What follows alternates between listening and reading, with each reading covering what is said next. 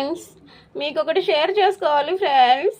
ఏం జరిగిందో తెలుసా? ఇప్పుడు నేను టీ పెట్టుకొని తాగే లోపలే, నేను బిస్కెట్స్ తినే లోపల చూడండి టీ ఎన్ని వాడేశాడో, బిస్కెట్స్ ఎన్ని వాడేశాడో, ఇవన్నీ ఆయన వచ్చి తినేసాడు.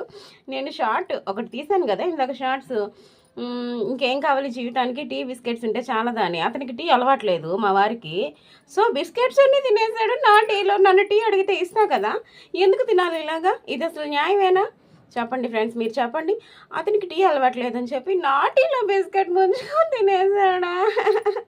ఇది అన్యాయం కదా. ఉండు, దీన్ని షార్ట్ తీసి పెడతానంటే అస్సలు ఉండలేదు. నేను ఎక్కడ వీడియో తీసాను, వెళ్ళి పడుకున్నాడు.